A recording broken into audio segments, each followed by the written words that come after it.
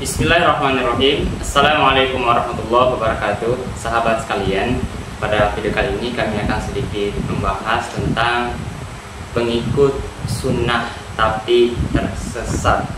Nah, teman-teman, perlu kami sampaikan dari awal bahwa tersesat yang kami maksud di sini bukanlah tersesat secara akidah atau keimanan yang membuat dia atau orang tersebut itu keluar daripada keimanan, tapi tersesat secara pemikiran, secara pemahaman. Nah, jadi teman-teman, seharusnya seorang muslim itu ketika dia sudah mulai berhijrah, ikut pengajian, terlebih lagi melabeli dirinya dengan pengajian sunnah, belajar sama ustadz-ustadz yang katanya ustadz sunnah, melabeli dirinya dengan manhaj salafus soleh atau manhaj salaf, mengikuti generasi salafus soleh, generasi-generasi di masa lalu, orang-orang soleh di masa lalu. Mestinya kalau benar-benar mengikuti manhaj salaf, atau kalau saja benar pengajian seseorang, tempat orang tersebut belajar, mestinya akan merubah sikapnya, baik dari cara dia berbuat, bersikap kepada orang lain, terlebih bersikap kepada sesama muslim, dan juga bagaimana dia bertutur kata. Seharusnya orang yang tadinya suka mencela, ketika dia sudah ngaji, apalagi ngaji sunnah katanya gitu kan, mestinya akhlaknya, tutur katanya terhadap saudaranya itu makin lemah lembut, makin santun, makin sopan. Yang tadinya suka mentahzir, mencela, merendahkan, setelah ikut ngaji sunnah itu mestinya ketika mendapati kesalahan daripada saudaranya, apalagi kesalahan daripada seorang ulama, itu mestinya dia tabayun, mencari tahu, mendatangi, klarifikasi, menemui ustadz yang kemudian dianggap bersalah itu, yang menurut dia salah, itu dia temui dan dia klarifikasi. Dia bertanya, dia tabayun, Ustadz, aku melihat Ustadz menyampaikan seperti ini, itu maksudnya seperti apa? Nah, bukan langsung dihina, ditahzir, dicela di sosial media, menunjukkan kalau orang ini yang katanya udah ngaji sunnah, itu menandakan kalau pemikirannya itu rusak, tersesat secara pemikiran, teman-teman. Nah, itu yang pertama. Jadi, kata Rasulullah SAW dalam sebuah hadis, al-muslimu man salimal muslimuna min lisanihi wa yadihi. Jadi seorang muslim yang benar-benar keislamannya, kata Rasulullah, adalah muslim yang menyelamatkan orang lain atau menyelamatkan muslim yang lainnya dari bahaya gangguan lisan dan tangan. Maksudnya, ketika seseorang itu sudah dia ikut belajar Islam, ngaji, apalagi ngaji sunnah, mengikuti manhaj salafus soleh, mestinya tutur katanya itu bisa menyelamatkan muslim yang lainnya daripada hinaannya, daripada celaannya.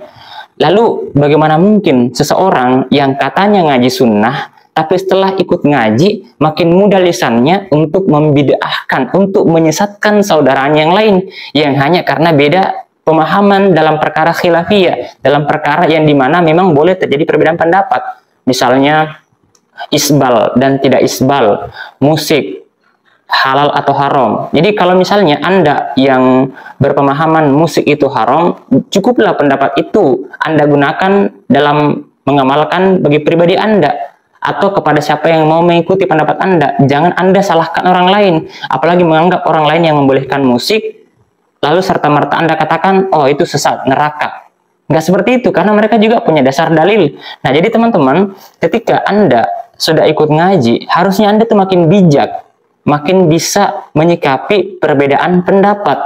Karena begitulah para ulama terdahulu, bahkan jauh daripada sebelumnya, generasi sahabat, ketika mendapatkan hadis dari Nabi SAW, di kalangan sahabat juga terkadang terjadi perbedaan pendapat memahami redaksi atau maksud daripada hadis Nabi SAW. Dan mereka di antara sahabat nggak saling menyalahkan, nggak saling menyesatkan, nggak saling membid'ahkan. Para 4 imam mazhab, misalnya Imam Asy-Syafi'i rahimahullah dengan Imam Malik, gurunya, berbeda pendapat soal kunut, tapi keduanya saling toleran, saling menghargai, nggak menyesatkan yang kunut, dan yang tidak kunut juga nggak disalahkan oleh yang kunut.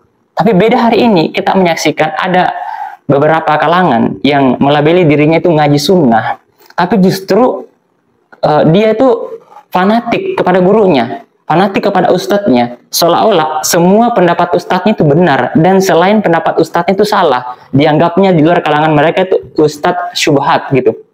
Nah, teman-teman sekalian, jadi di sini perlu kami sampaikan bahwa mestinya kalau kita sudah ngaji, ikut belajar Islam, mestinya itu tutur kata kita itu makin baik kepada saudara kita. Kalau kita mendapati ada perbedaan pendapat antara kita dengan sesama muslim yang lain, mestinya kita itu memahami bahwa perbedaan kita dengan mereka itu bukan perkara akidah, tapi perkara yang memang dalam Islam dibolehkan terjadi perbedaan pendapat.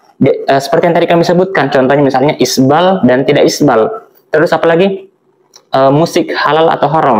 Terus tentang maulid misalnya atau barazanji. Nah, di sini perlu kami jelasin karena yang paling banyak di sini mungkin tentang maulid misalnya, dan ini fenomena terjadi setiap tahun. Kenapa sampai seseorang mudah menyesatkan atau membid'ahkan? Membid'ahkan ini berarti menyesatkan. Berdasarkan hadis Nabi Shallallahu Alaihi Wasallam, kullu bid'atin dhalalah. Setiap bid'ah itu sesat. Artinya apa gini? Ketika orang itu dikatakan dia bid'ah, pelaku bid'ah, berarti sama halnya kita menyesatkan mereka. Tapi pertanyaannya gini, kenapa kita tidak membuka ruang untuk berbeda pendapat dalam mendefinisikan bid'ah? Bagi teman-teman di kalangan yang ngaku salafi, manhaj salaf, bagi mereka setiap amalan yang masuk kategori ibadah yang tidak dilakukan Nabi itu bid'ah. Contoh, barazanji. Itu Nabi nggak pernah contohkan. Benar. Lalu ketika ada kalangan di antara umat Islam yang barazanji, itu lalu dibid'ahkan. Nah, menurutku, dan bukan cuma ini pendapat saya, inilah letak kekeliruan, kesesatan dalam berpikir teman-teman yang melabeli diri mereka salafi. Kenapa? Karena gini, sebenarnya bid'ah itu bukan pada bahwa setiap ada amal soleh yang hari ini dikerjakan oleh umat Islam yang nggak dicontohkan oleh Nabi, itu nggak serta-merta kita sebut sebagai bid'ah. Contoh barazanji. Apakah barazanji itu aktivitas ibadah? Barazanji itu bukan ibadah. Barazanji itu sama persis kalau kita kumpul di masjid lalu membaca Sirah Nabawi. Jadi barazanji itu adalah kitab yang kemudian dibacakan dan itu menjadi tradisi. Nah, menurut saya itu sah-sah saja, boleh-boleh saja sebagai sebuah tradisi. Toh tidak ada penyimpangan secara Islami. Dalam pandangan Islam, apakah salah kalau orang kemudian menjadikan tradisi membaca barazanji di setiap ada akikah misalnya? Itu nggak apa-apa. Kecuali ada keyakinan bahwa kalau kami nggak barazanji, itu datang musibah, datang bencana, itu pemahaman yang keliru, itu yang kita luruskan. Tapi untuk mengharamkan orang yang barazanji untuk membid'ahkan, ini kurang tepat. Karena mereka tidak sedang membuat ibadah baru, itu hanya tradisi. Dan mereka yang melakukan barazanji itu, mereka juga nggak menganggap membaca barazanji itu sebagai sebuah ibadah. Tapi memang ada unsur ibadah di dalamnya, yaitu ketika mereka bersolawat. Dan di sini perlu kami jelasin, bersolawat itu hadisnya umum, kata Rasulullah Shallallahu Alaihi Wasallam, man shalla alayya wahidatan sallallahu alaihi asyara. Siapa yang bersalawat kepada aku sekali, maka Allah bersalawat kepada orang yang bersalawat itu 10 kali. Nah, tentang salawat Nabi nggak pernah memberikan batasan. Artinya kapanpun orang boleh bersalawat, kecuali ada keterangan dalam nas, hadis, Quran atau hadis misalnya yang menjelaskan tidak boleh bersalawat di tempat-tempat tertentu, dalam toilet misalnya.